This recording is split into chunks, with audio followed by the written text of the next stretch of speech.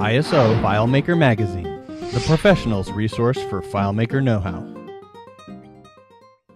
Well, hello there and welcome to this FileMaker tutorial video. My name is Matt Petrowski and I am excited to bring you what's new in FileMaker 17.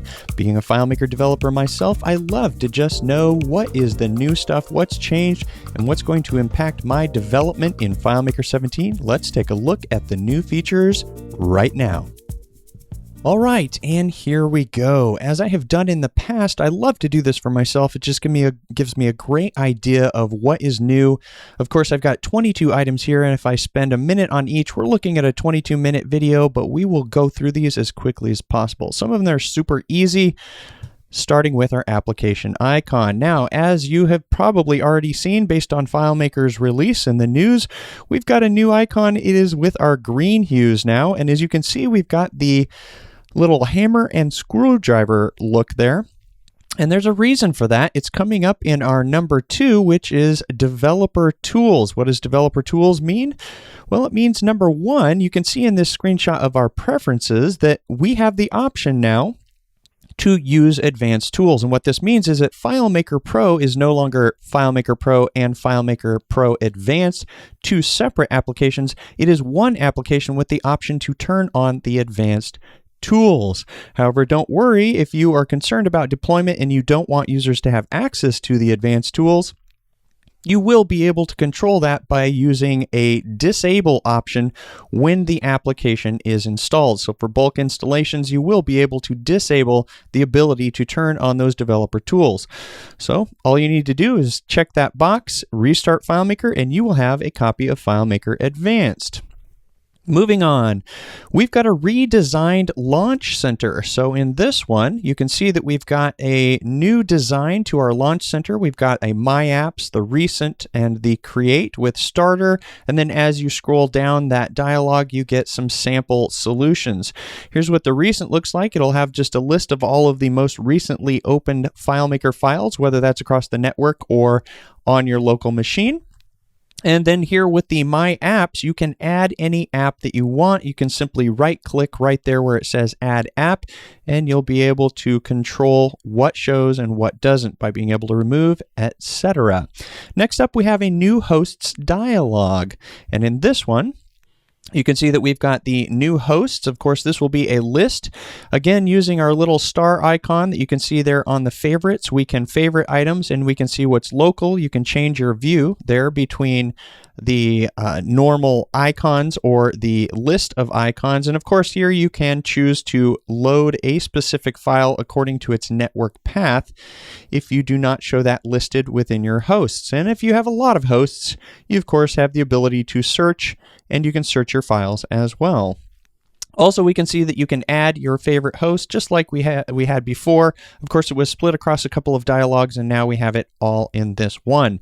There's the network path. That would be that option that you would choose right there in order to see that one. Moving on, we've got a rearranged file menu because of this, and we'll take a look at that. Just one screenshot here. They have made things a little bit more clean. You can see that we've got a Create New up at top, but then we have a My Apps, a Recent, Hosts, Open, and Close. And in my opinion, this makes it really nice and clean. My Apps, Recents, Hosts, etc. Next up, this is a big one that's going to affect all of us, and having worked with the pre-release version, it does give me a little bit of concern, but not too much. That is a redesigned layout mode. First off, what they have done is they have combined our palettes into a unified interface. Can you tear them out? Unfortunately, you cannot. So for example, our fields and objects here, which we're showing as a heads-up display with Command K, the keys still work. You can use Command K in order to show and toggle between the fields and the objects. The fields palette did get this nice little feature down here where we have the ability to change the control style. Of course, everything else, new fields, drag preferences, and labels, those we've all seen before from FileMaker 16. And when it comes to the inspector palette, don't worry, we do still have the option to create a new inspector. And when that inspector is off window, you will get that back. So if you're concerned about these always being showing while you're working on your layout, for those of you that like working on a clean layout, you can show that new inspector and then choose to hide this inspector, and you can optionally show and hide the fields and layout objects when needed. And of course, you can do that all by clicking the show hide panes here or with their keyboard equivalents. Next up, we have the ability to copy and paste custom menus. Nothing super big here, but it is a nice feature to have since we have copy and paste pretty much everywhere except for custom menus. I believe we got value lists in FileMaker 16, and we have, of course, our custom functions, scripts, fields, tables, you name it. Next up, we have an info box in the Manage dialog box. Not a big deal, but it's something that they're doing in order to make FileMaker a little bit easier to use for newer users, or understand, I should say. You can, of course, hide this if you are a developer and really don't want to see all of the guidance and the links to the help that FileMaker provides here in this dialog box. Next up, layout subgroup selections. In this one, we had a lot of users that they would group items. I personally don't group items too much myself. I tend to use the ability to hide objects in the layout objects palette, which came along, I believe, in FileMaker 15 or 16. I forget, I've worked with FileMaker so long. But you first select your group, which is this outer selection right here, and then clicking a second time within that group will select the embedded object. So that's going to be super helpful for those of you that do like to group your objects on your layouts. Next up, Builtin MasterDetail. Now, if you've been developing with FileMaker for a long time, this one is a big one because we no longer have to develop and design our own master detail structure in the relationship graph. So what this means now is that by simply adding a portal, selecting our tool right there and adding that to the layout, you can see that we now have an item that says show records from. It does not say show related records from, and you can, according to this pop-up, choose the current table. So that means that on the current layout, a portal, typically reserved in previous versions of FileMaker for only related records, will show the current found set. So that means that this portal will show all of the records that are in the current found set, meaning you can do a find, and whatever the results of that find are, the portal will automatically update as well. And of course, go to related record. When that is a button within the portal, that will simply just jump right to that record. No need for any extra relationships. It is just basically a really nice feature in terms of being able to avoid all of that extra stuff within the relationship graph. You can see right here that it does respect the found set. I did a search, and these two results, these two out of the 45, were what was found, and of course the portal updates in order to show only those two items. One thing to note is that your sort on the portal will not be available for a portal that is showing records based on the current found set, which makes sense because whatever the current sort order is of the found set, that's the order in which the portal will display. Next up, default fields. This is one for developers, and it is a feature that is not exposed to some of your beginning users, but it is a pretty nice feature.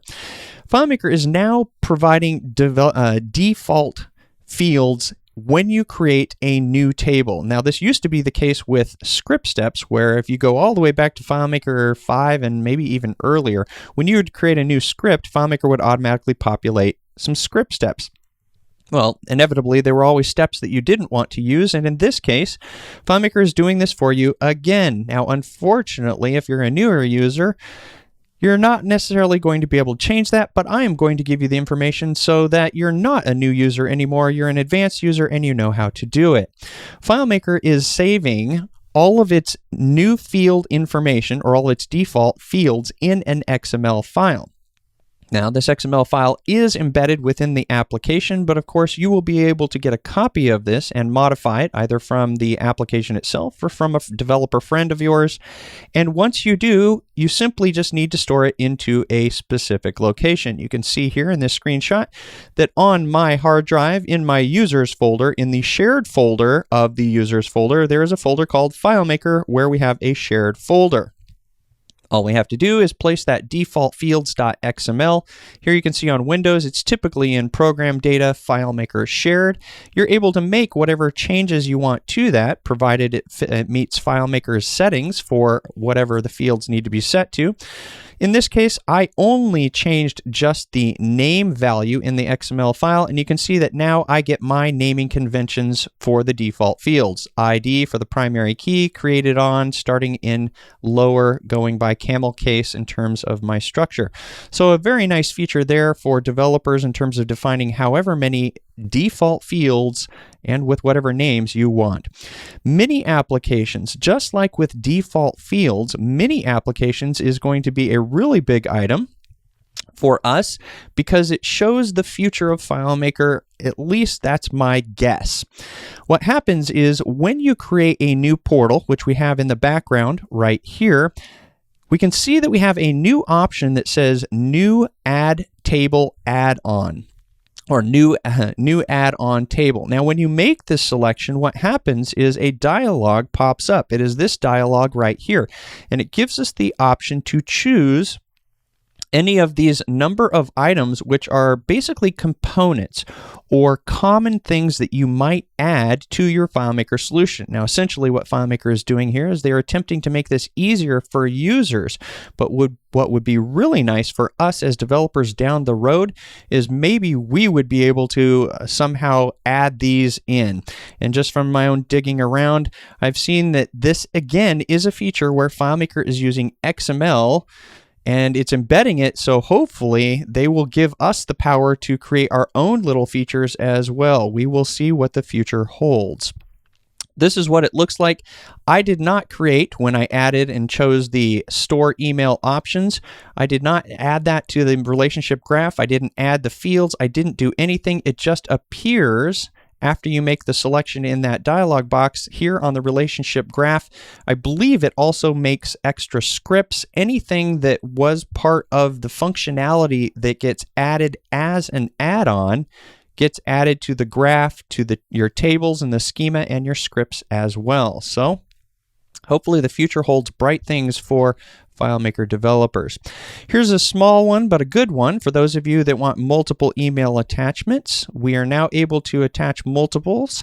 It used to be that there was just a checkbox down here in the bottom and you were only able to select one item, but now you can specify as many paths as you want. And of course, when we're scripting, we can do that with variables.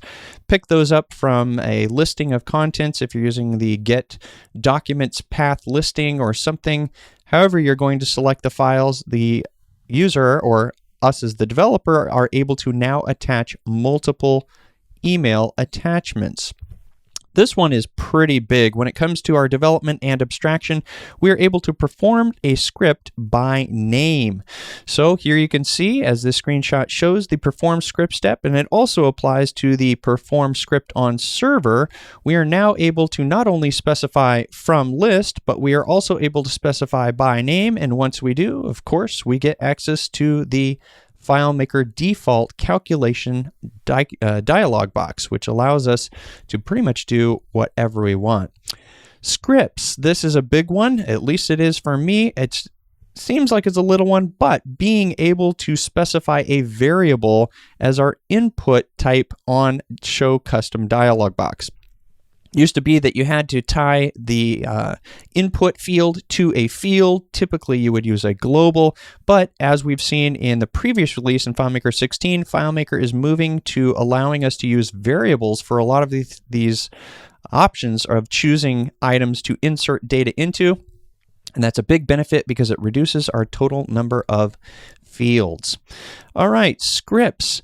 Exporting creates folders. This is another small one, but a good one. We can see right here that when you have this new option of create directories turned on, all missing subfolders will be created if it's in a folder that FileMaker supports. I tested it out and it does look like it works with the desktop path, the documents path, and the get temporary. I did not try any of the other folders. Of course, however many folders you have in between, in this case, this folder named new folder did not exist on my desktop, yet it was created when I exported because of this new option.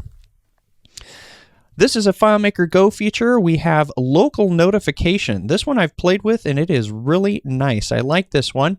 There's a number of options. It's probably one of the biggest dialog boxes that I've seen for options, but you can see that we have a name, the script that we want to perform, the delay, which is the time that it's going to take. In other words, if I was to say from right now, get current timestamp, add 5 seconds, that's when it would happen. Basically, this is an amount in seconds. So we set a delay of 5 seconds. We click the script that launches or triggers this configure local notifications, and 5 seconds from that time of activation, it will activate. So if you think about this, if we've got an on timer and that's watching for a specific thing, and then that on timer script triggers a script, which in turn configures local notification, we can do all kinds of things. Now, the way that it works is we've got the name, the script you want to perform, and the delay. Then we have the title and the body. That's what shows in the notification. We'll see that in a screenshot coming up here.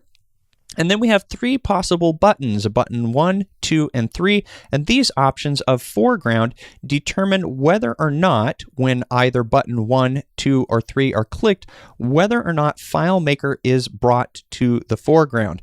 Remember, if FileMaker is already in the foreground and you launch configure local notification, which triggers a script, it's really no different than just performing a script within the actual UI. This is only when FileMaker has been pushed to the background on FileMaker Go, and it looks like this. You can see there's the title and there's the body. We have the notification that it's coming from FileMaker Go. And then, of course, if you tap and hold, or if you tap and drag the notification down, you get your buttons 1, 2, and 3. And again, those options of foreground 1, 2, and 3 determine whether or not these buttons will cause FileMaker to come to the foreground. And here is an example of what would happen. We came back into FileMaker and I'm showing a dialog box of Hello World. So a nice addition to FileMaker Go. FileMaker Go also accesses a lot more information with a new GetSensor function. So the GetSensor is going to pick up a lot more information from the sensor. I don't have FileMaker's help right now loaded, but it is much more than what we had access to before. I'm going to defer you to FileMaker's documentation, and pretty much anything that the phone is capturing or able to capture, you're going to be able to get with FileMaker Go.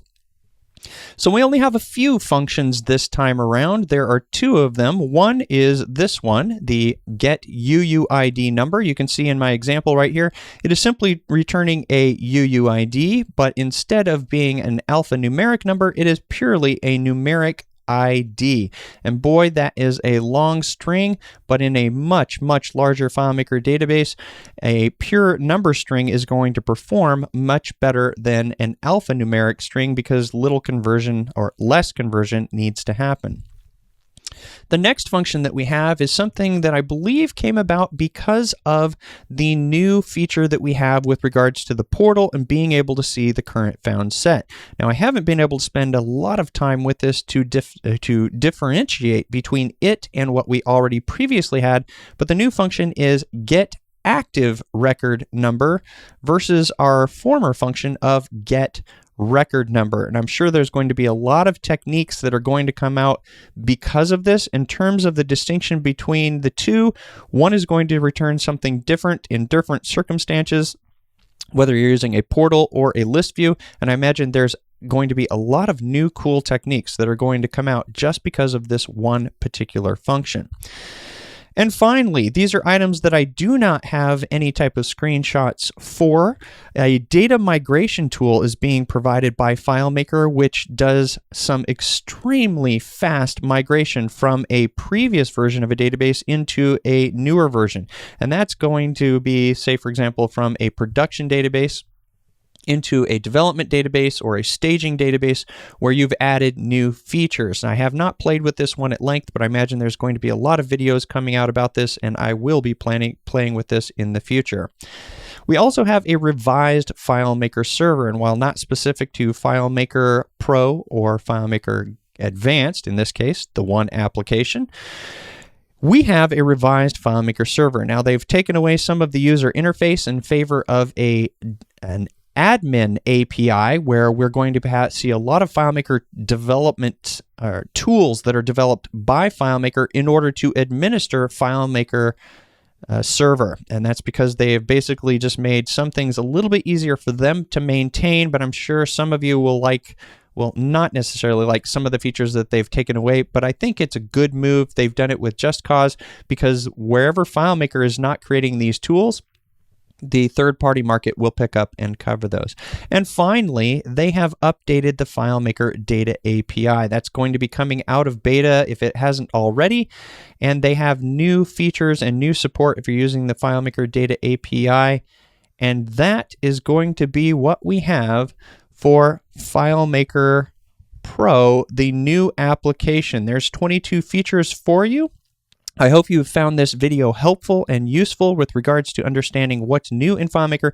There are a few other nuances in terms of what FileMaker has changed. I think there's a couple of changes to the curl options and containers. There's a couple of things that I didn't mention which aren't super obvious, but you will find them in the documentation when you're able to download that from FileMaker's website. As always, if you're interested in learning more about FileMaker Pro, you can always check out more of my content over at FileMakerMagazine.com. I'd like to wish you much luck with your own FileMaker development, and until next time, happy FileMaking. We hope you've enjoyed this video tutorial, and we'd like to say thank you for your subscription and your support. If you're not already a subscriber, head on over to www.FileMakerMagazine.com/subscribe for more information about the benefits of joining.